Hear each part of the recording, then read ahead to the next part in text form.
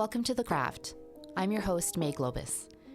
This podcast is a collection of intimate conversations on artistry, mastery, and life with talented, passionately curious creatives and entrepreneurs.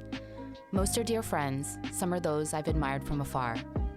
I hope you enjoy these conversations, this exploration of the humanity that connects all of us, as much as I do having them. Thank you for being here and for listening.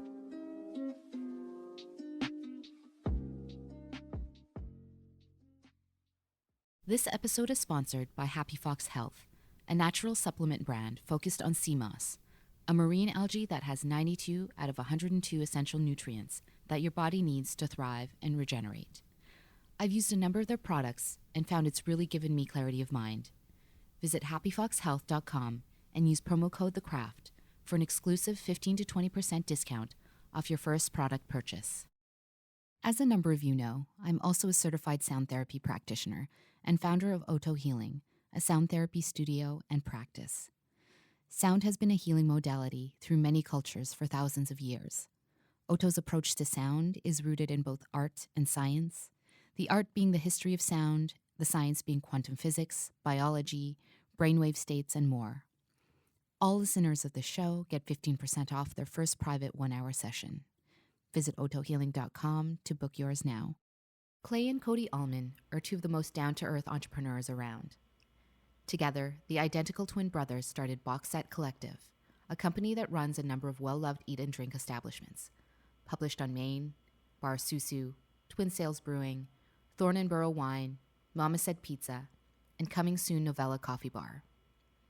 They were born and raised in Maple Ridge, BC, to hippie parents that split when they were still young. Their father found himself a career in tech and worked long hours, often leaving them to their older sister's care or to fend for themselves. In the last year of their high school, a major decision was made to move the family to a tiny town in California, closer to Silicon Valley. It upended their lives, but Cody and Clay were resilient enough to find their way. With Cody returning first, the brothers moved back to Vancouver and began their respective careers. After separate winding paths in the hospitality and corporate worlds, they came together to found Twin Sails Brewing, with the manual labor and search for much-needed last-minute financing handled by them. The brewery has since won accolades for their craft beer, and their Mount Pleasant restaurant, published on Maine, won number 1 on Canada's Top 100 Restaurants list for 2022. In this conversation, we explore the resilience and resourcefulness they built up since childhood, their entertaining recount of chapters in the hospitality and corporate industries, what they learned building Twin Sails Brewing, and what advice they'd give to aspiring restaurateurs, their creative process when ideating a new establishment, the long-term vision for Boxset Collective to support and fund emerging entrepreneurs, how to maintain team culture and be a great leader, hospitality and restaurants being a people-first industry, what they've learned from one another, and more. Please enjoy this engaging, nugget-filled conversation with two very good people, Cody and Clay Allmin. Cody and Clay Allmin, welcome to The Craft. Thank you. Thanks for having us. Yeah, thanks for coming in and having a chat with me. Yeah. Glad to have you here. Is there any way we can decipher from our voices, by the way? Because this is going to get confusing, I feel like. Yeah, the last time we did a podcast, we sounded the same.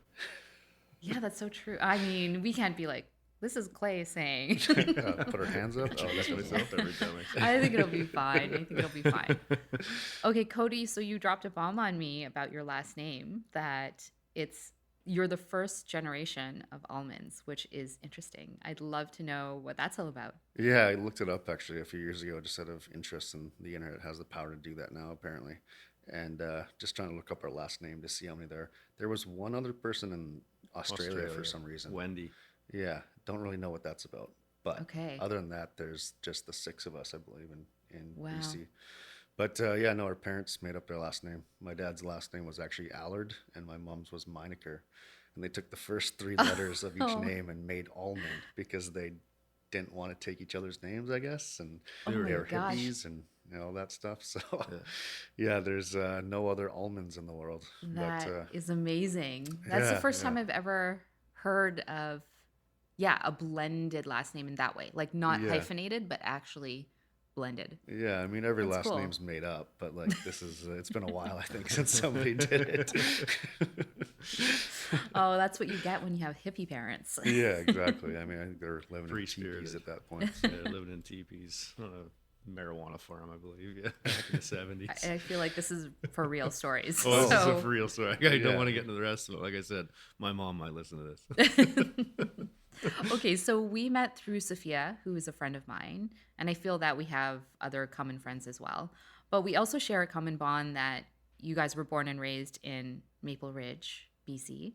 Yeah. And I grew up there from 10 to when I left for university UBC at 18. So I know what that place is like. But yeah, no, I'd love to know what childhood was like for you guys. Yeah, I mean, it was pretty typical. Living in Maple Ridge, there's not a lot to do. You're trying to find ways to entertain yourself. There's a lot of time riding bikes and playing in gullies and, Mischievous mischief. activities. We obviously being twin brothers, we had a lot of disagreements as kids, so there's a lot of fighting. That's for sure. I feel bad for our babysitters and our parents and our sisters and everybody around us that had to deal with our tantrums and our fights and all that stuff. But yeah, I mean, growing up in Maple Ridge was definitely fun, I'd say. I mean, it's definitely one thing that I've always missed living in Vancouver. I've been here for 20 years now. Is Clay's always kind of stayed out in that direction, but I've always been drawn to eventually going back somewhere like that, so that I can raise my kids with a bit of a yard and that kind of thing. As much as I love the culture of Vancouver and having them be surrounded by that, the childhood that we had was pretty fun, I'd say. A lot of people make fun of Maple Ridge. I mean, I do personally but, for some of its downfalls, but I think having the freedom to do a lot of stuff out there was pretty fun as kids. I do always find it odd too that I find a lot of people who young adults who live in Vancouver, a lot of them grew up in the burbs. A lot of them are from Burnaby and New West and Maple Ridge. I meet a lot of people down here that have that similar story, whereas a lot of people who grew up in Vancouver tend to move out to the suburbs. It's kind of, they do a switch. I don't know why that is. I always find that though. I meet a lot of people that are from Vancouver out in the burbs and they've migrated out there in their young adulthood, but people who grew up in the burbs somehow are drawn to the big city and want to see that and experience it. So That's true. I mean, that's how I always felt. I was like, no, that I know as soon as I can graduate, I'm gone, and I don't think I'm I couldn't coming wait back. to get out of Maple Ridge. Yeah. A lot of fond memories, but Yes. I gotta split the difference now. I'm in Port Moody, which is nice. Did you guys go off-roading in Stave Lake during your teen Yeah, years? all yeah, the time. I had a Jeep growing up. Oh Yeah. boy, like full out roll bars, Yeah, the everything. My YJ. friends had the 32-inch. samurais, Oh. Suzuki samurais and all that stuff, lift kits. Yeah, it was either lifted or floored. You know what I mean? Yeah. Yeah. I had the Civic with rims on it, Yeah. way too big for the car, just bottoming out every time I went over a pump. Oh, the Ridge. Yeah. Well, I'd love to know what your parents were like. Tell me about your mom. Tell me about your dad. Well, our parents split up when we were young. I think we were 4 or 5, just going into school at the time. I remember going to my grandma's for the weekend and coming home, and mom didn't live with us anymore. So it was one of those situations. I was too young to really understand what was going on. But I think, well, like I said, we alluded to earlier, they're very much hippies in their youth, and they met very young. They were 18. My mom was 18. My dad was 20. They were young when they first met, and they had kids relatively. I think they had Bree when dad was 24 and my mom was 22, like quite young. My oldest sister, Bree, actually her name's actually Aura, to give you an example of the state of mind they were in at the time. Her middle name was Bree, and she legally swapped it later in life. But they kind of, as they grew up, my dad was very much went towards that corporate mentality. He went to school. He got his electrical engineering degree and computer engineering. I can't remember now, actually. He went to BCIT. And my mom was still very much that free-spirited personality, and it's kind of who she still is today. And so I think they kind of just drifted apart, which kind of led to them getting divorced. But, growing up, we lived with our dad. He raised the 4 of us for whatever circumstances. We ended up being with him as opposed to my mom. And, we got raised a lot by my older sister, I'd say, like, especially early on. she was 8 years older than us. She, my oldest sister, Bree, and she took care of us after school. My dad worked long hours. He worked in Vancouver. He was working in tech at the time. He was working for a company back then called Glen Air.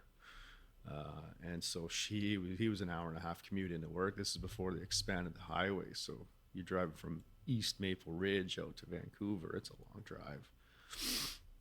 And so my sister, she'd come home and she'd make us lunch and take care of us until Dad got home, and he dealt with dinner. And, our childhoods were very much independent. We kind of had to take care of ourselves because, nobody was really around back then. And my sister was there, but she didn't want anything to do with us. We were 8 years younger and just a thorn in her side more than anything. But, yeah, my dad is still very much that guy. I mean, he went on and continued in the tech industry. He bounced around to a few companies. He ended up landing with this one called Anda, and this is right during the tech crash of 2001, and he was working in the industry, and 40% of the entire industry got laid off. And so he was put in a position where, if I want to keep my job, I got to move to California. And so we ended up moving to California, which sounds like it would be amazing, getting to go from Vancouver to moving down to the Bay Area. Vancouver, Maple Ridge. I'm talking generally Maple Ridge down to the Bay Area, which sounds amazing, but we got transplanted in this absolute dump of a town called Hollister. And you were teens at this point, or we were in grade 12. Yeah. Oh, yeah. That is a tough year to be. It was rough. Yeah. Mid-semester. Brutal. Yeah, we were Cody and I were plotting some way to stay so we could graduate in BC. My dad caught wind. He got pretty pissed off at us, to say the least. But like Hollister, you think there's a lot of 4x4s in Maple Ridge. Let me tell you, you have not been to Hollister. There was, you didn't have a keg in the back of your lifted Ford F-150. There was something wrong with you down there. But yeah, so he continued to raise us. He met my stepmom right that year. They actually were dating for about 6 months, and then this happened, and they kind of had to have this decision at that time. That was like, hey, if you want to come with us, we got to get married so you can get a green card when we go down there. And so my dad married my stepmom after literally less than a year of being together, and they got a little reception in the living room. I remember to this day. My little brother Brandon, our stepbrother, he was like 6 at the time. It was just out of this world. I didn't understand what was going on. It was this weird life event that occurred for us, and like I said, we got changed schools when we were 17 years old, going from the place we had been our entire lives in Maple Ridge, and we had all these friends up there, these people we knew, and it's like, hey, we're going to move down to Hollister into a culture that has nothing to do with anything you've ever experienced before, and I expect you to make all new friends in 6 months, because that's all you have in school. And by the way, you can't work, you can't drive, because you're on a residential visa, not a permanent visa. It was horrible. That's tough. It was horrible. And we could babysitting our little brother to get money to go hang out with our friends, it was brutal. Yeah. So restrictive. Yeah. Yeah. Knowing that my stepmom couldn't work, she tried to start up she was a hairstylist, and so she was trying to start up a salon in the garage, but again, she didn't know anybody, and so I was like, how do you build that kind of clientele base? And so my dad was trying to support everything, and this is right when California and the U.S.'s real estate market was just taking off too. So he couldn't barely even afford to live. We were living in a nice house up in Maple Ridge, and it was still affordable. I mean, this is 20 some odd years ago. So real estate was still affordable. And then he moves down to California, and he goes from a $300,000 house to California, where the average home is like $800,000 or $900,000 at this point. And it's just like, so we were living on ends meet. We couldn't work. My mom couldn't work. It was one of the worst years of my life in terms of just dealing with some hardships that we, up until that point, never had to deal with. But, I think it lent a lot towards who Cody and I are today in terms of the independence and who we are, because we've been through those struggles. And like I said, when my parents split up when we were kids, we basically raised ourselves. We get home from work and just hop on our bikes. We go chuck dirt clods at each other in the backyard, play whatever we could do to entertain ourselves, because no one was around. You know, so we kind of did our own thing. Yeah, but you just had to make your own way. yeah. Did you guys feel resentful for your dad? Like No. toward your dad for a while, or did you No, guys have the sense that this was just what needed to happen? I was resentful to the idea that it was happening to me, but I couldn't blame my dad for it. I knew the situation. I was old enough at that point to acknowledge what was going on in the world, understand what was going on in the economy. You know, not to the extent I could now, but like I knew it wasn't something he wanted to do. Yeah, I mean, he wasn't exactly excited about the 13-hour round trip day to work. You know what I mean? Like he'd come home an hour and a half drive there. He was leaving at 5:36 in the morning, but he was like getting up and making us fresh baked muffins in the morning before he left. You know, like he did what he could to take care of us and stuff like that. But it's like he was gone for a long time. Yeah. And when he got home, like we'd start dinner. Like it got to the point where I think Clay and I are both pretty good cooks, like home cooks, and I think where our love of food, a lot of it came from partially our grandmother, but I think the fact that we were cooking at like 14, we were making dinner. And like, cause you know, to Clay's point, our sister may have raised us to a point, but we eventually drove her to the point that she moved in with our mom because she didn't want to do it anymore. She's like, I'm out. Yeah, Like, so I'm really going to get out of here. I think she finished the last year of school living at my mom's place. Yeah, she moved out at 16. Yeah, so we got to a point where we were raising ourselves. You know, we had some caretakers that were there, but you know, my dad would come home to us, chase them out the house with a broomstick, and we were little terrors. he couldn't keep a babysitter, so we were on our own, partially for that reason, and partially because, you know, I think we just got to a point where we could take care of ourselves. You know, I could make a really good pot of pierogies. You know what I mean? Yeah, So you should see Very my chicken important. strips. Yeah, so they may not have been the healthiest meals, but we were cooking nonetheless. And I think that again, created that independence that we carry today, where we almost prefer doing things by ourselves in a way. Well, I'd love to know what you were like individually as kids. Like, Cody, what were you like? Oh yeah, we were very different in that sense. I think that again, growing up as twins, you're always trying to find your own identity.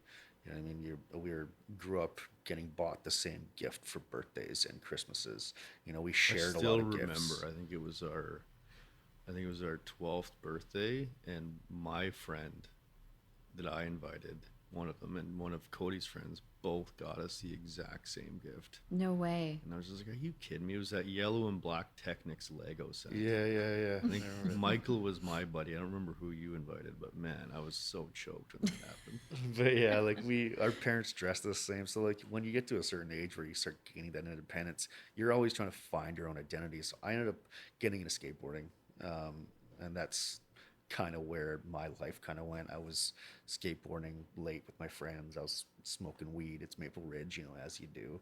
And I was out late doing that kind of thing. And I got into drinking a little bit too and that kind of stuff. I stopped caring about school as much. And that was kind of like my life was that trajectory. I mean, I was always good at school, but I just got bored of it, I think.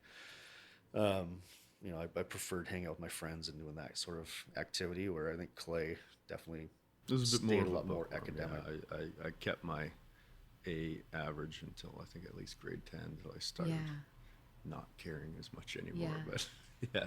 What were you like personality wise? I think I mean, to this day, I think I'm still probably a bit more of the responsible one. 100%. You know, I take no the more argument. calculated approach to how I make my decisions, and I've been like that since I'm very much, and my wife reminds me of this constantly, that I have a very similar personality to my father in that sense. I was more of a nerd, and I can say that with confidence today, because it's who I am today, and it's fine. But I was definitely I spent a lot of time on the computer. All my buddies did. I did my homework and I studied, but I did not. Yeah, Cody was definitely the rebellious one. There's no doubt about that. Yeah, I had a few more arguments with my parents than Clay did. Yeah, that's for sure. And so tell me about your career trajectories then. You guys you were telling me that you sort of switched roles a little bit, where you went the corporate route, you went the hospitality route, but it didn't start off that way. Yeah, I mean, it was funny because like after school, like, we'd both gone down to the States and we both moved back to Canada. Like we both moved out. I moved out when I was 17. I think Clay attempted to move out when he was 17, but he ended up injuring himself. So Broke both my wrists. yeah, he moved out when he was 18, but like we were both out of the house pretty young. So I went straight into working. I didn't get to go to school or anything like that. I think you got to start from the beginning too, though. Like when we were 14 years old, my sister was 8 years older. It's like I mentioned that, and so she had a lot of friends when we were 14. She was 22. She had a lot of friends who worked in bars and nightclubs and stuff, and like these guys would come around the house sometimes, and like when you're 14, like these are older guys that you looked up to. And like she got us a job at Breakaway Bar and Grill out at Planet Ice in Albion. I don't know if you remember that place. I do. Real hot spot. And she got us a job there because she was working there at the time, and so that was like our first soiree into hospitality. Was we were bus boys at this Breakaway Bar and Grill, working with all her friends, who we looked up to as all these cool guys in our life. I'll let you continue. Yeah, they were like, we were smoking weed in the cooler and drinking after work and playing pool and stuff like Yeah, that. like it was cool. Like, Like when you're 14, like this was cool. Yeah, Like, our this friends is something worked at I Maple- never our experienced friends before. worked at McDonald's, you know. Yeah. Like, Yeah. we're getting $80, $100 tip outs every night busing because Yeah. like all of our friends were like, All oh, the these guys are Dr. great. Pepper you could drink. Like, I'm telling you. The number one thing. Yeah. But yeah, so I mean, we definitely got an introduction to that front of house bar life pretty early for sure. Like her boyfriend for a long time was a bar manager there, I believe, and he was working at Tommy's and stuff like that. Like you remember Tommy's? I I'm do, sure. I Yeah. do. He was like bartending at Tommy's. His brother was an owner there, Cass McLeod. I don't know if you know who that is or not, but his brother was an owner there, and you know, we used to be able to get into the clubs at like 16 years old. Like I was going to nightclubs at 16, bypassing the lines, you know, because I knew my sister's boyfriend was the bartender, and like, you know, we're rolling up, walking past this line of 200 people, and you know, buying all those $1 highballs. Hilarious. But yeah, and it's when we got to a point where we finished school, we moved back up here. Like I was working in this horrible job, like one of the worst jobs I've ever had by far. It was I was a Art in Motion? Art in Motion. It was a framing company. Like we built picture frames for like if you bought some horrible photo from Winners, you know, I built the frame. Yeah, there's a place in Gastown that does that. Kim Prince. Yeah, so I know what you mean. This is like a massive warehouse. So like 400 people worked there. Like I was a cog in a giant factory, and my buddy that I'd moved in with, he was working there. So he got me a job so that when I got up here, I could start working right away. So I did like an interview over the phone. So, and I got a job there. I worked there for like 2 years, and I was like, I need to not do this anymore. So I was dating this girl, and I decided, you know what, I'm just going to go to school just as a reason to not do this anymore. So I got into accounting because I was always good at math. You know, I had to do some upgrade courses because of how dumb I was in high school. But I eventually got into Douglas College in New West, and I started taking their accounting program. And I was really good at it, and but it was like I was still living on my own. I was paying for school by myself, and there was all these things. So I had started working at Rogers Video back when that was a thing still, and like, helping with some housing flipping stuff that my brother-in-law was doing. And then Clay was taking this career path of working in nightclubs. You know, I think again, this kind of probably stems from our childhood of like me kind of being a little bit more of a partier in high school, whereas Clay wasn't, and like, so that nightclub job role was maybe a little more appealing to him. I don't know. Again, this is all speculation, of course. No, I just knew they made a lot of money. That's all it was. But yeah, he asked if I wanted a job busing just to help with my income while I was going to school, and that was the downfall of everything, I guess, or upfall. I don't know how you look at it, but we both started busing at the Standard nightclub in New West. Again, real hotspot, and we eventually moved to a point where we were both bar backing, and you know, we were working together. It was like that hive mind, like we were running the whole space ourselves and making tons of money. I was making $400 a night in bar back. You know, it was unreal.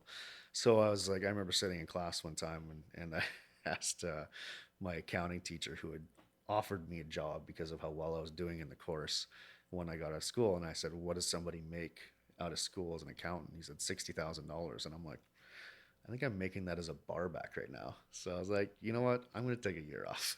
Like maybe this isn't what I want to do. So I ended up dropping out of school and pursuing the bar thing. And I eventually got a bartending job there and moved up to bar manager and blah, blah, blah. And that eventually took me into working in hospitality downtown. Right. And yeah, I was there for a while.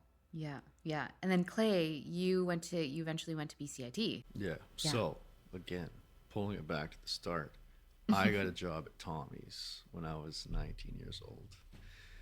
And so I was working there as a busser for a couple of years, or maybe a year, and I couldn't quite cover my living costs off of that salary. So I got a job at a warehouse. And so the warehouse was always just a means of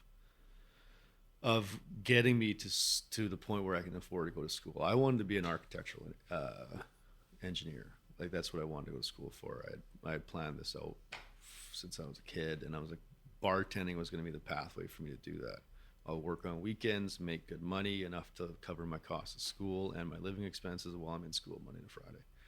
Right. And so I was saving up at the time to try to go back to school for architectural engineering. And it ended up leading just to me bartending more, and then the lifestyle catches up to you, and you're like, okay, I've been working in this industry for 3 years. I haven't saved any money because I spend it all. Like this isn't how I expect this to play out. And so it was one of those forks in the road for me at that time. I think I was 21. I had just started bartending at the Standard. I'd been there for about a year and a half. And I remember it was like New Year's night, and I'm like coming home at 3 a.m. Just a horrible night. New Year's was always the worst because the worst people would come out and you just deal with the absolute worst of humanity at that point in time. And I'm driving home, and I'm like, I don't want to do this anymore. And so I went into work at the warehouse where, again, it was just a stopgap job for me at the time. And I talked to my boss. I said, hey, what do I need to do to get promoted here?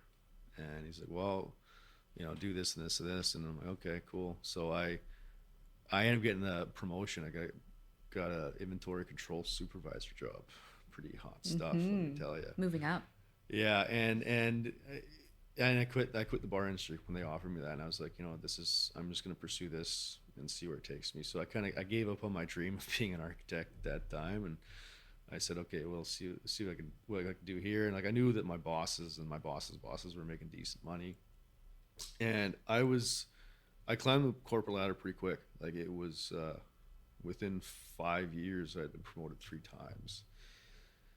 And I think I ended up working for that company for 13 years. It was a long time. That is a long time. Yeah, I started there when I was 20, and I left when I was 33. Mm-hmm. And I think when I left, I was the operations manager for the warehouse I was running. Making good money. I couldn't complain. It was great. I had just had my second kid, and then I was homebrewing in my garage. So, yeah, that's right. As a means of subsidizing my drinking problem. And I had approached Cody about the idea of doing a brewery, craft brewery. I said, is this a thing? Like, is it getting popular? And this is before even some of the big guys today had opened. Like, I think at the time it was really just like Parallel 49 and maybe a couple more. Brassneck in 33 had opened. But that was maybe just open. Maybe just. Yeah. And so I approached Cody, and he was working for Donnelly at that point. Mm-hmm. Yeah, I think I was running Clue Club and Gastown at the time, Right. which was actually designed by Craig. No way. Oh yeah, yeah, that's right. He just did a- Clue as well. Yeah, Yeah, and I yeah. used to go there as back in the day when I was Yeah, still the original design drinking. of that space is great. Yeah, Craig's design was great. Yeah, it was a cool room. Honestly, I remember. it's still one of my favorite rooms in the city. Yeah. It's such a beautiful design there. Mm-hmm. Mm-hmm. Yeah, and so like it was it's another fork in the road for me because like I was doing really well in my profession, and I was like, if I stayed on my career path, I was going back to school at BCIT, going for my operations management certificate there, part-time studies. I was working full-time and then doing that at night 3 days a week. And so I was like, my trajectory here is pretty solid. Like I knew that if I stuck around for 10 more years, I could probably be a VP, make really good money, and possibly retire early. But like, I looked at the people who were in that position, and I'm like, do I want to be this person? And like, feel they were that. they were nice guys. I liked them. I got along with everybody really well. But I'm like, are you truly happy in what you're doing? Like, is this something that you dreamed about doing as a kid? And I'm like, no friggin' way you did. No way you did. And so it was one of those situations where I actually ended up taking a pretty big pay cut to come open the brewery with Cody. And it was a couple of years of tumultuous times and what was going on.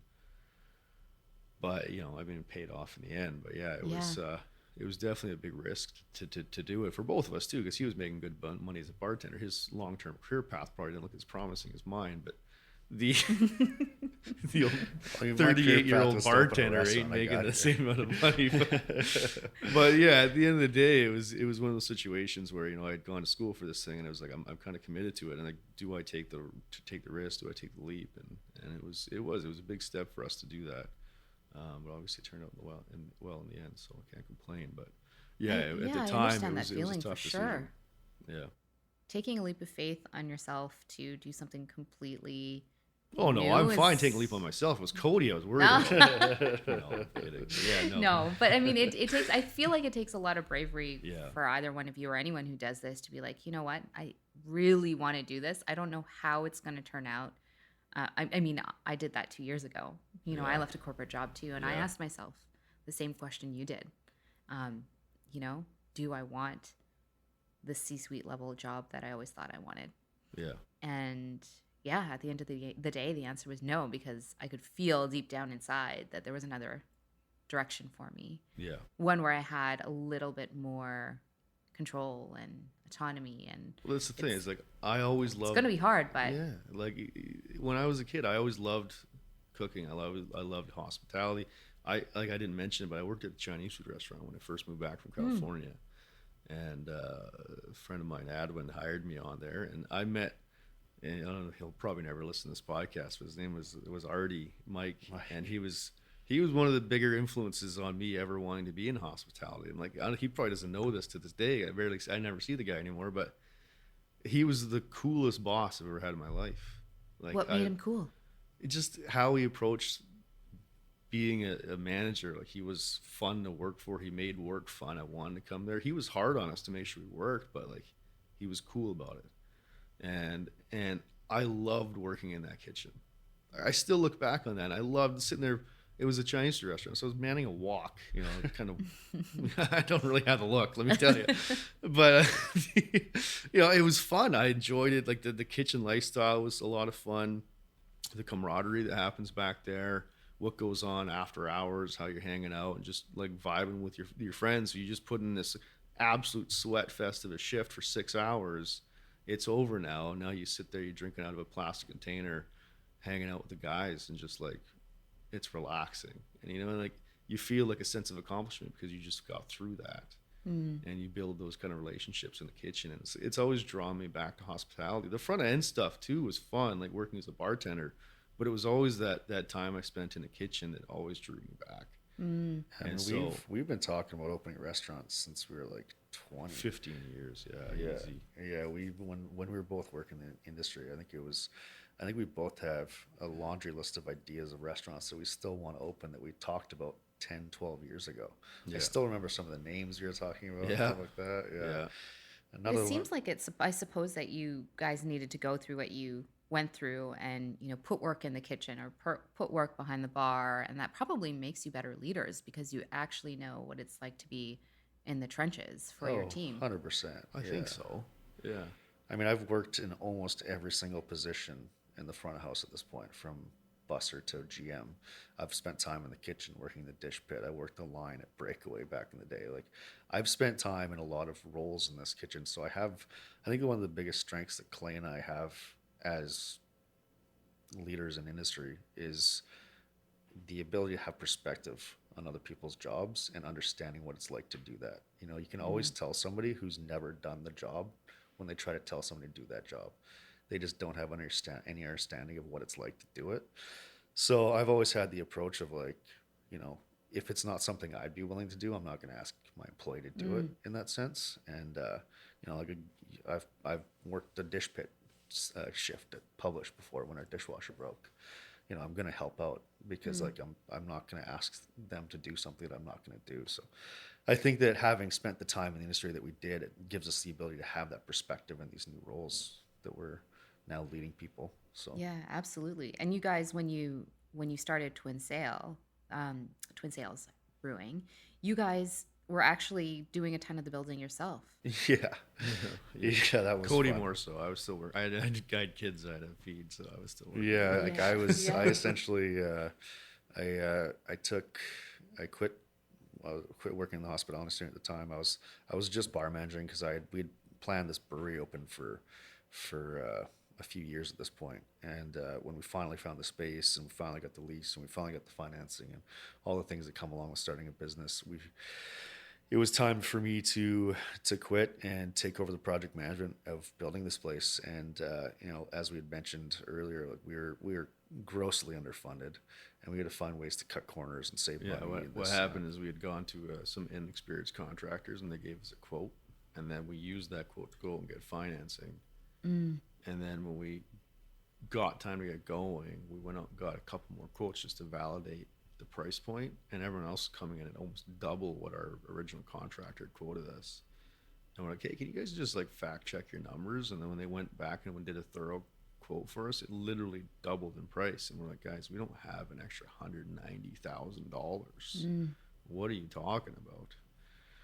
And so at the time, about 70,000 of that 190 was just their markup for contractor fees. So I'm like, Code, if you take this on, we can save $70,000. You need to do this for free, Yeah. but you're I not was- getting the 70 grand. But Yeah. I was still bartending on the weekends to make ends meet, and it was under the table. Fortunately, my employer was able to help me out there, so I was getting paid cash to help bartend, and the tips were really what I was after. And then I was on, EI at the time, which I figured I'm probably never going to get to use this again. I'm going to take advantage of it while I can. So I was on EI for the 8 months or so that we were building that place out, and then making some cash on the side to survive. But I was eating Michelinas and Dr. Oetker's pizza. Yeah, a lot of Dr. Oetker's pizzas, which I still eat today because they're awesome. Because they're very good. Yeah, but, I lost a lot of weight. I'll tell you that much. I was eating lean, but yeah, like I had to learn how to do everything. I was,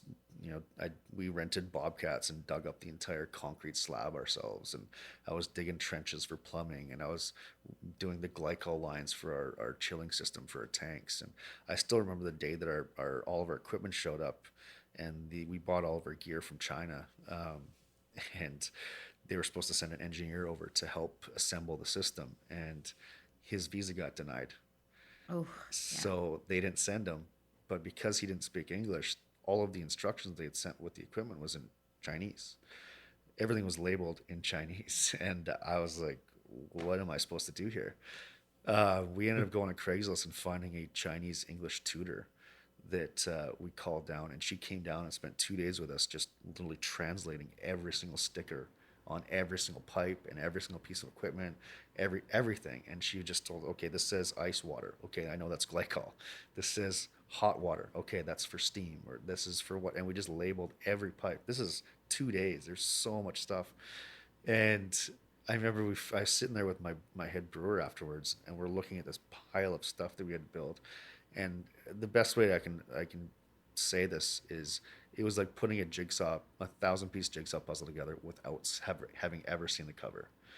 You can kind of figure out what it's supposed to look like by looking at it, but you have no idea. So we were sitting there and just like trying to assemble this together. Like, okay, this kind of Tetris. looks like if this was here and there was another pipe that did a right angle and then that and then went up, then it might connect to that. And it was so insane trying to figure out how to put this together. We had no idea where they're supposed to sit, all the tanks. Like, we had to figure out the alignments of how far they were supposed to be from each other for all the piping to connect perfectly. If a pipe was off by 2 inches, it wasn't going together. So it was unbelievable. Like, it definitely added a month and a half to our timeline for opening, just trying to assemble this puzzle. Yeah. But again, it allowed me to know intimately how our system worked, and it allowed me to know, I did a lot of the I remember having to swap out our motor and gearbox underneath one of our tanks one time, and we're like lifting the tank up and swapping out this massive gearbox and motor that I'm like, you know, thinking back Yeah. a year ago, I'm making, vodka shots and pouring Jameson like crazy. But and you now did I'm it. changing gearboxes on a mash tun.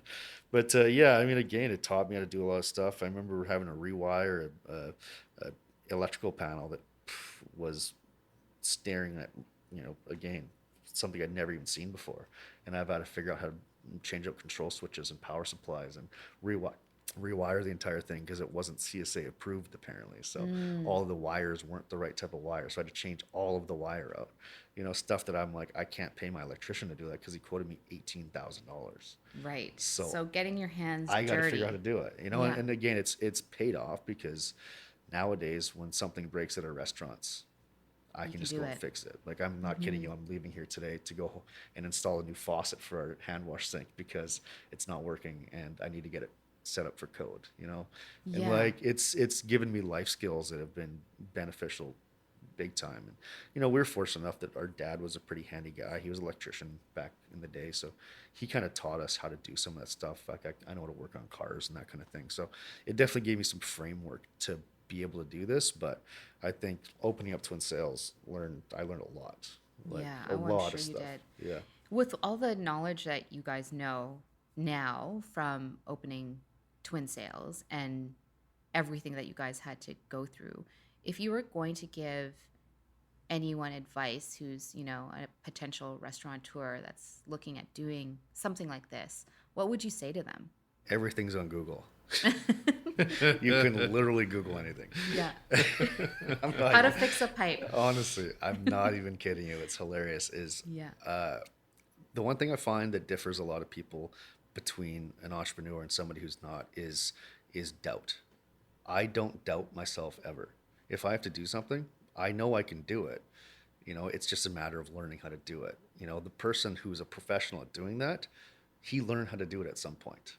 So it's possible to learn to do it. They weren't born with that skill. And I think that's the biggest thing is like people are always, before they doubt themselves before they even try.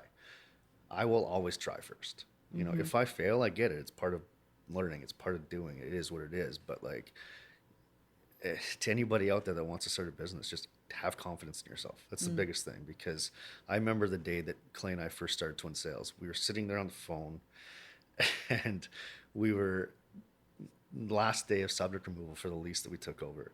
And we were talking to each other about, do we do this? Because we had, I think $30,000, $25,000 in our bank account at the time. And we were signing a place that was $11,000 a month in lease. And we only had 3 months of free rent. And I'm like, are we doing this? Because we have 3 months to find a lot of money. And I remember saying to him, like, you know what, screw it. Let's just do it. Because if we don't do it, then we may never find another opportunity. And that was it. It was like having the confidence to just say, let's do it. Whatever. We'll figure it out. You know, like if we had doubted ourselves for a second there, we wouldn't be sitting here today. You know what I mean? So I Absolutely. think that's the biggest thing that I always talk to people about is like, just have confidence. If you fail, so what? You know, Yeah. what's really going to happen? What would you say, Clay? Oh, I hate this question. I get asked this so often. I never know what to say. I mean, I mean, apologize for the question. the no, hateful it's question. not you. It's the 50 other people who asked it to me. I think. No, honestly, like it is. It's just taking the leap. You know, it's believing in yourself and believing that you can do it. You know, you circle back to what you asked me earlier about my personality. I'm very much a planner, and like you can never do too much planning. Like you can plan till the cows come home, and you're still not going to be right with this stuff. Like something's always going to come up, but the more barriers you can mitigate through the process, the better chance you give yourself at success. You know, and that's what I've found in life is like if you put the time and effort into ahead of time to prepare and plan for something, then you're going to mitigate how many issues you're going to come across through the journey. That makes a ton of sense. Yeah, Cody's always been the optimist. I'm the realist, and so I sit here. I and just jump plan. in. Cody You need just both. sits. You do need both. I'm usually planning as he's swimming, and so I'm trying to build the bridge. But no, I mean it's true. I mean take the leap is definitely the biggest thing. Is just believing in yourself and believing you can do it. Having but a good partner is always there's handy too. definitely Especially when they're your brother. there's some process involved. Don't just take the leap without putting in some work Yeah, first. right. There's a lot of that work that you have to do up front. Yeah, a lot of planning and understanding Like what you're getting structure and yourself systems into. and things like that. Exactly. Yeah. And you know, we're at the point now where like we're opening 2 restaurants right now. And you know, we've done it a couple of times. I've been through it. It's a little easier now, but like I remember that first time, like you're pulling your hair out. You don't know what the hell you're doing. Like you're behind schedule by almost a year. You know, nothing seems to go right. You're over budget by 50%. And it's like you can plan all you want, but you can't foresee everything. And so that first time, especially, you kind of just have to take the leap, but still put as much work in as you can because it is a lot of work. So take me through your guys' creative process when it comes to founding an establishment. You know, how does it form in your mind? And then how does it go from there in your mind to an idea tangibly in real life? Do you guys have a process, or is it more like we just kind of riff and then it feels good and then we start to kind of plan? Yeah, I mean, there's a lot of inspiration involved for me. I mean, I spend a lot of time on Instagram pages and kind of like trend sites and stuff like that, kind of finding out what's going on. Like when I find something that I think is cool and fun, like I definitely dive in. I nerd out a lot. When I get into something, I like spend a lot of time. We're opening up a Novella Coffee Shop fairly soon. I'm so excited. Yeah, and when we first started talking about opening a coffee shop, like I immediately went out and bought pour over equipment. You know, I started learning about coffee, and I bought books, I was reading, I was nerding out on blogs and all this stuff, and drinking as much coffee as I possibly could, just to understand. Like I very much need to know how things work. I need to understand things a lot. So I'll dive headfirst into it. You know, natural wine. Like we have Bar Susu. Before we opened up published, I'd never had a drop of natural wine in my life, but I started drinking a little bit, and again to better understand what we were selling, I just geeked out on blogs and reading and all this stuff, and just to better understand what natural wine is. Same thing with beer. Before we opened up Twin Sails, you know, I was drinking Miller. Like I wasn't drinking craft beer at all. It was Clay that got me into it. So when we decided to open up a brewery, again, I just dove into craft beer, and I just like learn as much as I possibly could about it so that I could talk about it. You know, I'm pretty good at you know, absorbing information. So when I read stuff about what we're doing, it's pretty much I can retain a lot of information about that. So it helps for sure. But yeah, I mean, I think it's all about stuff that we're interested in. That's the biggest thing, is I don't ever want to do something that I don't love. You know, we're fortunate enough that, like, you know, we own a brewery. Who doesn't want a brewery? You know, we're partners on a natural wine brand now. Who doesn't love wine? You know, we're about to open a coffee shop. Who doesn't drink coffee? You know, like we're opened up 2 phenomenal restaurants. It's like everything that I get to do is something that I really love. And I think that's really where it starts for me, is like, if I'm passionate about something, if I really like something, that's really where I'm going to try to steer our next project. And it's just finding as much out about that before we go that route as possible that I can, so that when we do it, we have a great chance of success. So I very rarely go into something blind, as much as Clay likes to think I do.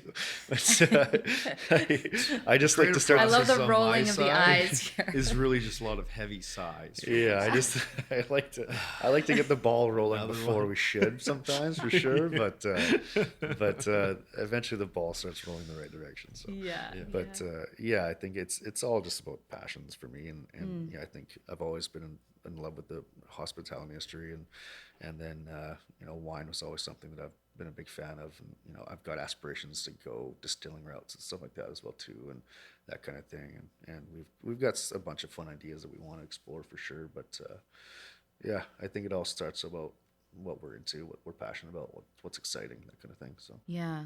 Do you have any thoughts around No, that too? I leave that 100% on him. Okay.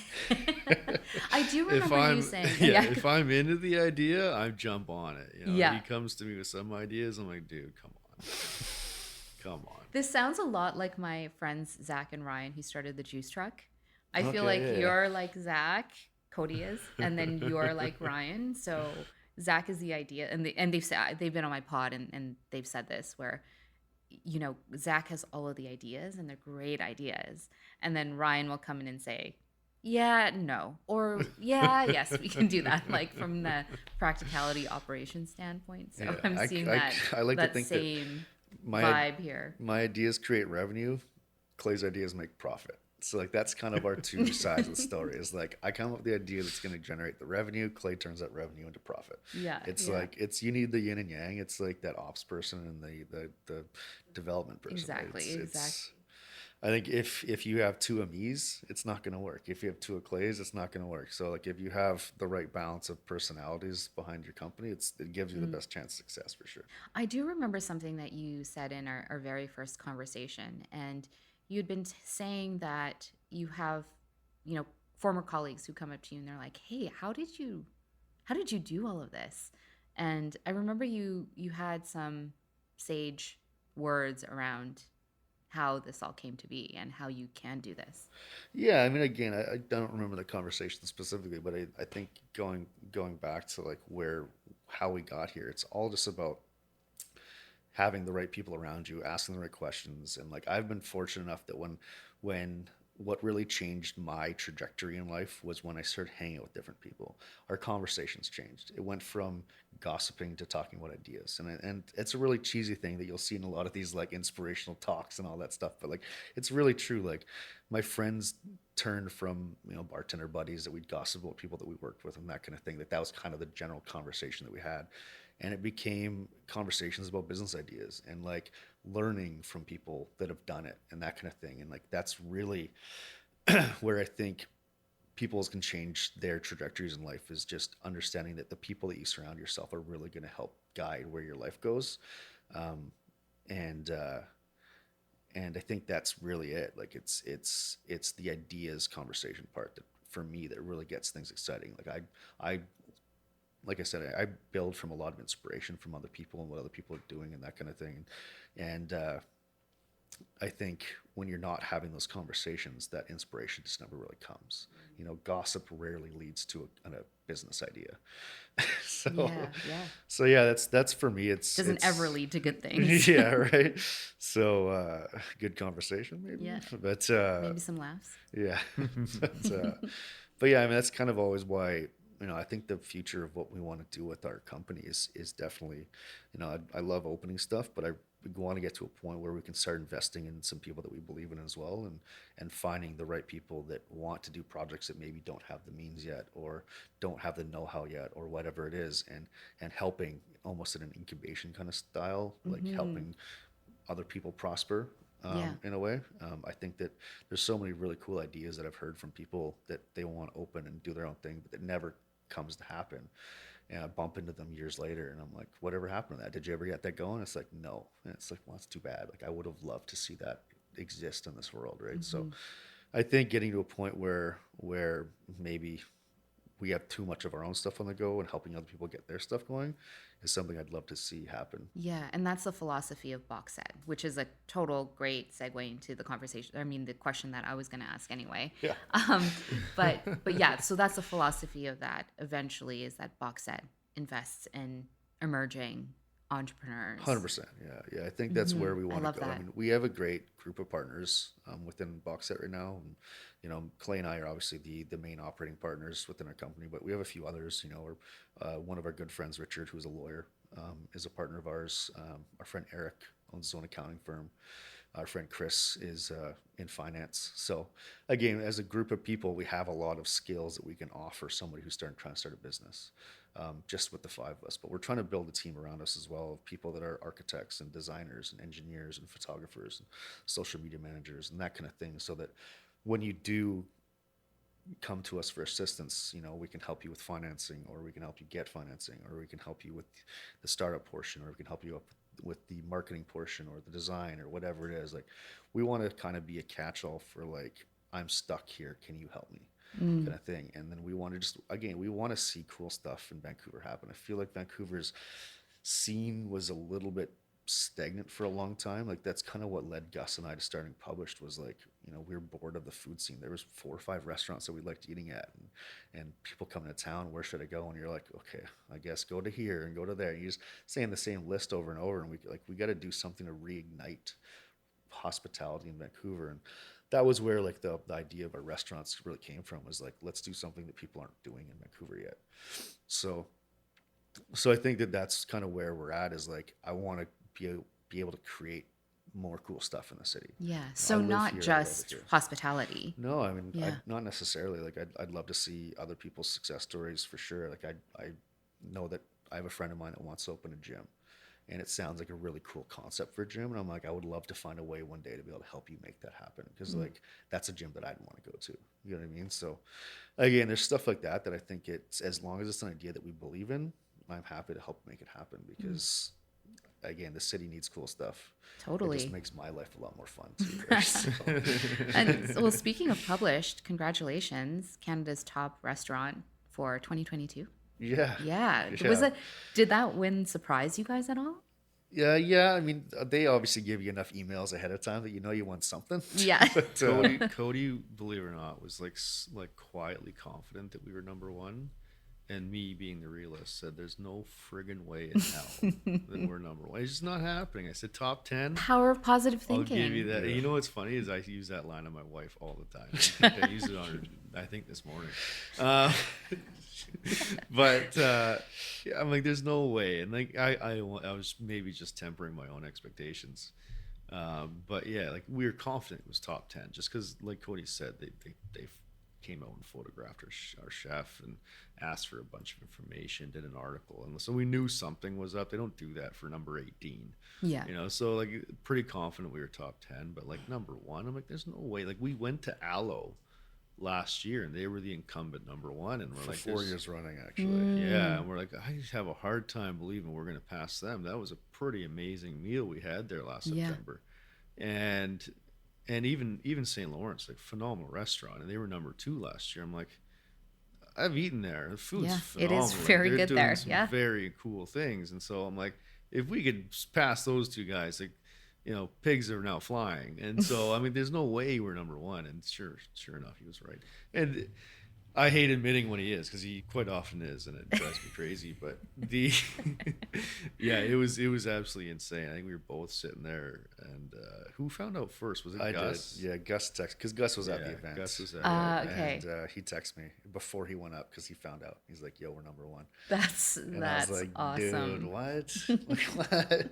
Yeah, so I was obviously texting everybody immediately. Like, it was pretty wild, and we were all watching live too, Yeah. just to kind of Oh, get the that's results. So, amazing. yeah, we all had Such a good feeling, we I'm had some sure. pretty big celebrations that night. That's for sure. That you can't remember. Yeah, the wife let me have a hall pass on that night. Came home a little late. That's so great. Yeah, that's so wonderful. I'm really happy for you guys.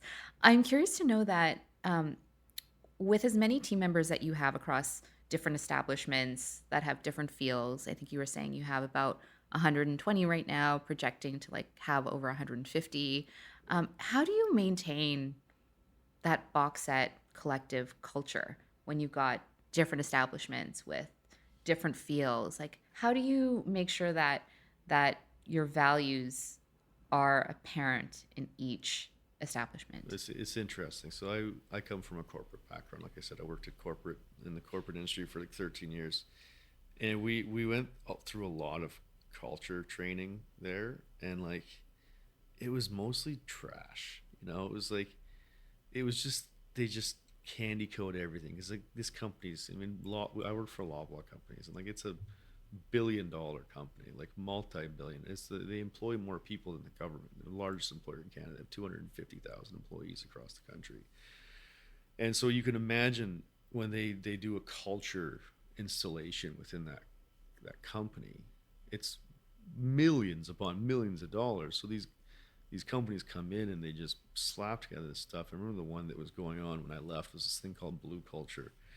And you sit there, and as someone who can actually think, you know, for themselves, you prospectively look at this stuff, and it's like, this just boils down to being a good person and like doing right by people. Like, this isn't rocket science. No one's reinventing the wheel. They're just telling you not to be an asshole.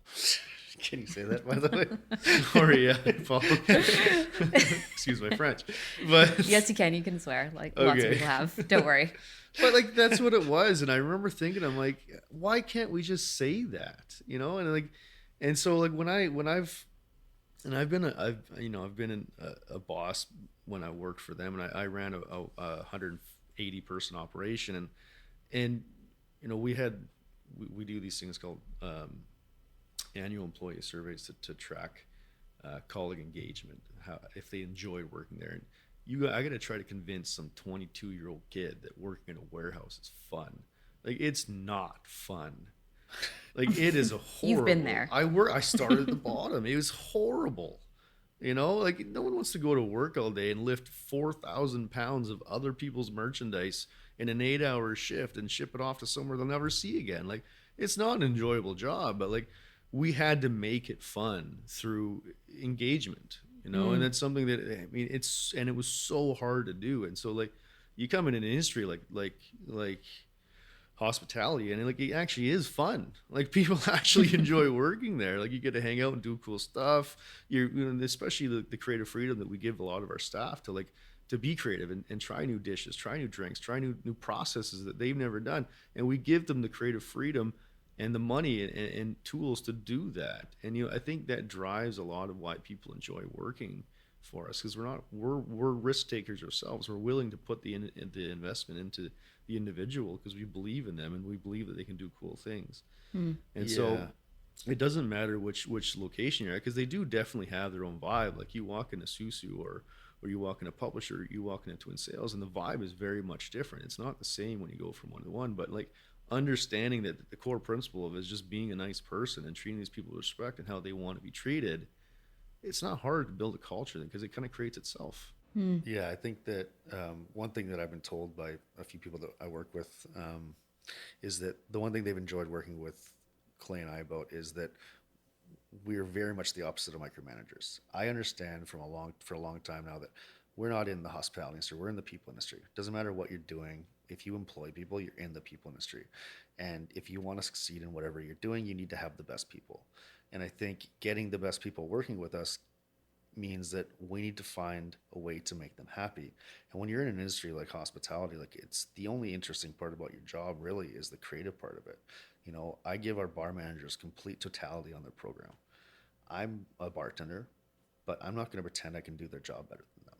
You know, like there's a lot of people in this industry that try to control what's happening in their restaurants. And if you want people that actually are great at what they do, they're usually the creative types that don't like that control. And if you can give them the creative freedom to do what they want, you're going to get the best out of them. You know, like I'll give them some framework on where to go, but like how they get there is their own journey. And I think that allowing them to have that is really what draws people to come and work with us, because we've pulled some people that work with us that are unbelievably talented from restaurants that are very good restaurants. And I've always wondered how this happens. And I was having drinks with one of our coworkers not too long ago, and they had brought that up to me. And I never really thought about it because it was just an inherent thing that I just assumed that's how you would want to run a business. And they pointed it out, and I'm like, oh, I never really thought about it like that. Like it just kind of came second nature to me as being somebody who, when I was working for other people, was chokeholded a lot. You know, I was always told to make their ideas work. And when they didn't work, I was the one who got in trouble for it. And I was like, I'm never going to do that. Like, that sounds like a terrible way to run a company. So when we started in the hospitality industry, I never really did that. It was like, hey, dude, you're the chef, or you're the bar manager, or you're the whatever. Just do your job. And they do their job. If you believe somebody's going to do their job, then they're going to do their job. You know, especially when you have the right person. And I think that's really what's allowed us to succeed in this industry is the people have been amazing at what they do, and we've let them do their thing. So, and I think that culture of like, I guess, you know, confidence in our team and allowing them to have that belief in themselves and success, they feel a part of the successes of the company. And as opposed to like watching you gloat about your successes because it was your idea and your thing, whatever, right? Like they they have that sense of accomplishment. So Right. I They're think not that's just another cog exactly in your right. wheel. you You know, know? I use the we terms a lot, the us, that thing. Like I rarely say me, my. Like it's just kind of like something that we've, I've eventually gotten used to doing, so that I make sure that I'm inclusive of everybody. Like it's our success. It's not mine. It's Right. ours. And I think that's really what a lot of people fail at doing in when they open their own business is they forget that this is a people business, regardless of what you're doing. So Yeah, I've always been fascinated by the passion and skills of, winemakers and brewers and chefs. Like I think they're artists, like to your point of giving people creative space so that they can make their ideas come to life.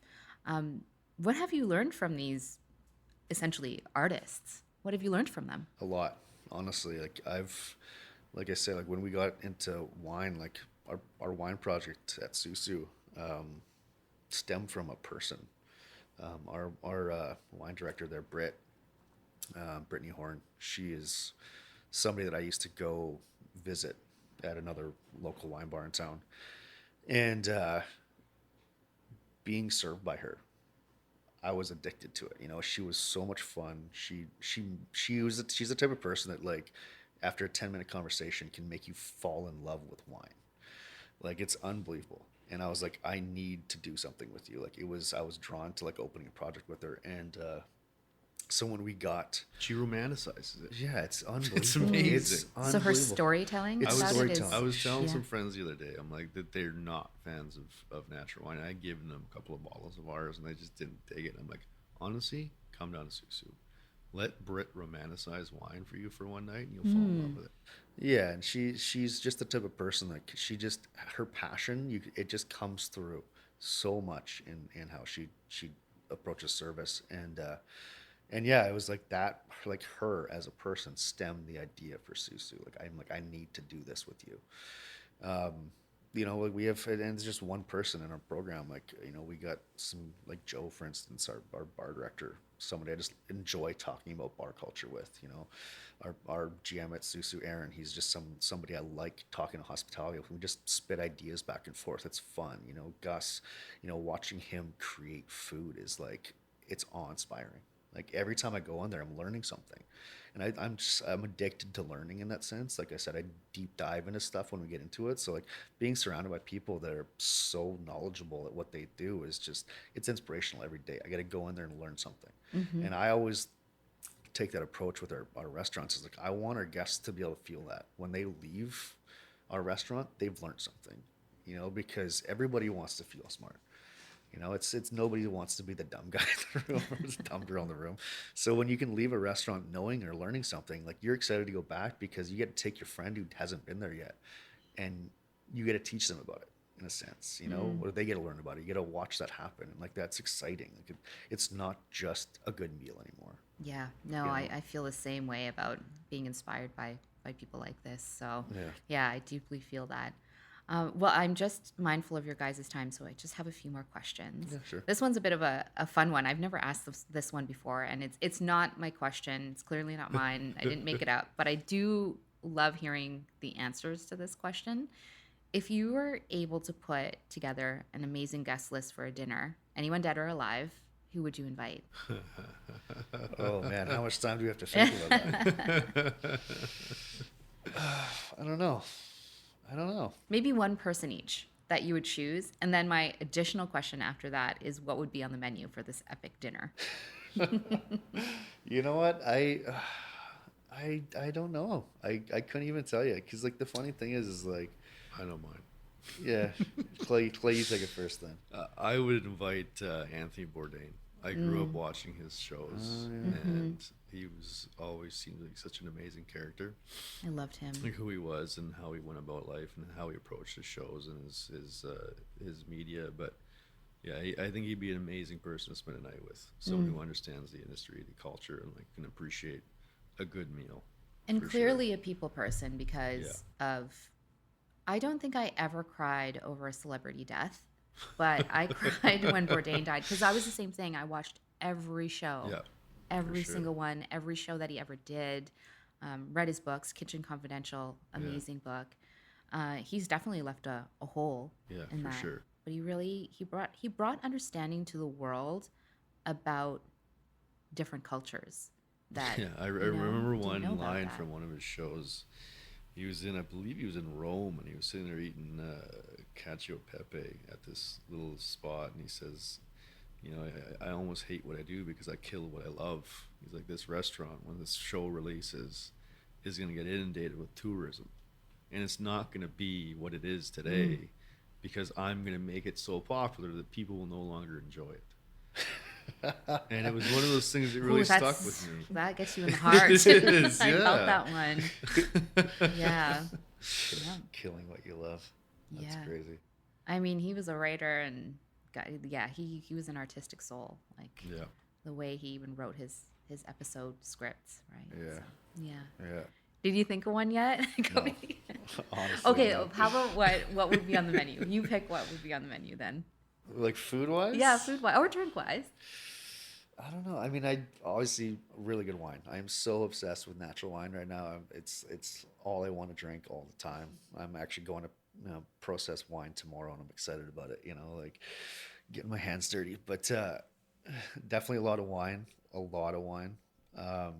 And honestly, I love pizza. That's my favorite food on the planet, without a doubt. I could eat it every day. We have a pizza restaurant now that we're opening up that I'm super excited about.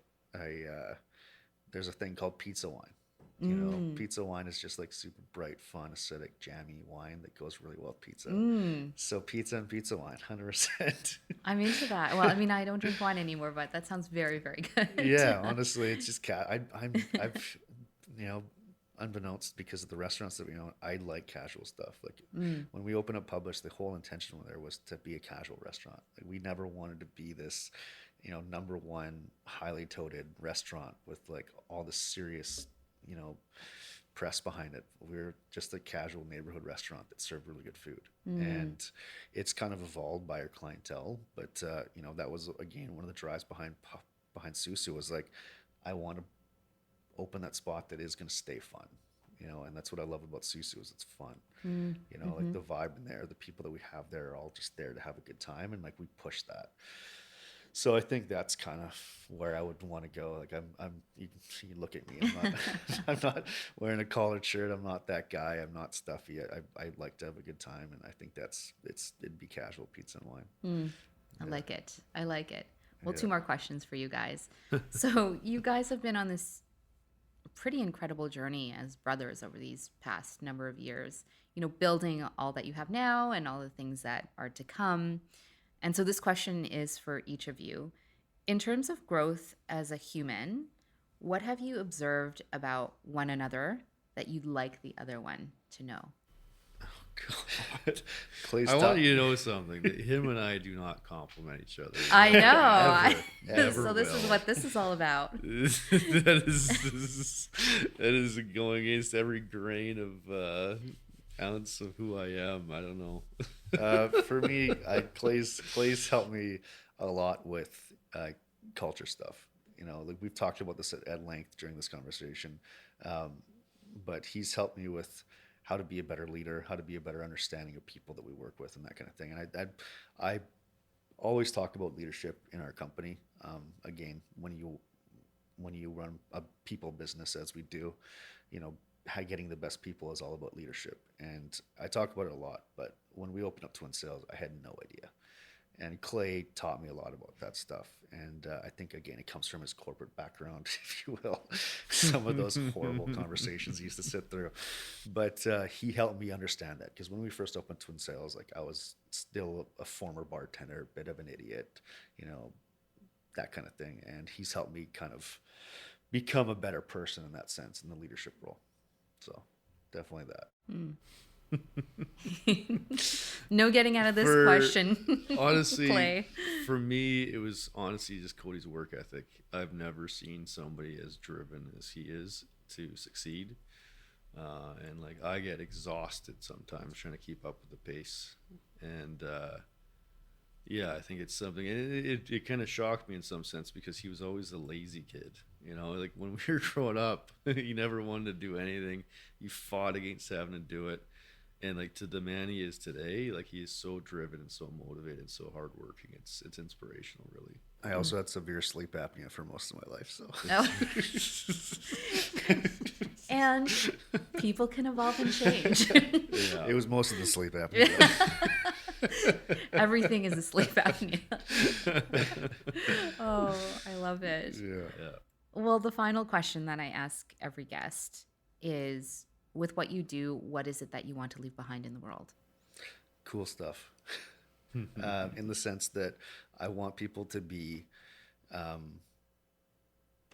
impressed at some of the stuff we did in that sense. Not so much impressed as like, I'm so obsessed with having open, cool things, like fun stuff that people are going to enjoy. Like I remember I've always sat in our restaurants when we open them and watching people's faces when they walk in and like seeing the enjoyment that they get when they're in there. And like, you know, the fact that when we get to open a restaurant now, people are actually going to pay attention to it.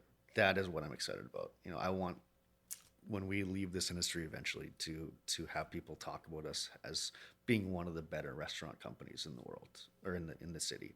And that's what excites me, is like people having enjoyed what we've done in that sense. Really. I like it. Yeah. And you, Clay? I'm a cheese ball and a family man, so for me, it's really just about leaving a lasting legacy for my family and my kids. I want to leave something behind that they're going to be proud of, and that all the sacrifices and effort we put in this time in our lives, it was worth it. It's really what it is. I love it. Beautiful. Well, thank you for your time. And everybody, Novella is opening up soon, I think. Right? Soonish, yeah. Soonish? Yeah. We're just building the last few pieces of the puzzle right now. So Amazing. Somewhere between 3 and 60 weeks. Yeah. Okay. It's a long range. But anyway, I'm very excited for it. It's pretty close to my house. Not as close as Bar Susu, but it's very close. And I can't wait to frequent that establishment as well. Yeah. I really enjoyed this. I've really enjoyed getting to know you guys. You guys are so down to earth and you have great energy. So thanks for spending your time with me. Yeah, thanks for having us. Yeah, thank you. As always, thank you for being here and for listening. To learn more about today's guest, visit the episode page for show notes and links on wearethecraft.com. You can find the entire podcast archive here or explore more conversations with past guests on Spotify and Apple. Don't forget to hit the subscribe button on these platforms, including YouTube, to get notified when new episodes drop. Any likes and shares on social media are deeply appreciated too. Sound and audio engineering for the show are by Andrew and Jay Bagaspis. All guest portraits and images are by Juno Kim. Appreciate you all and see you again soon.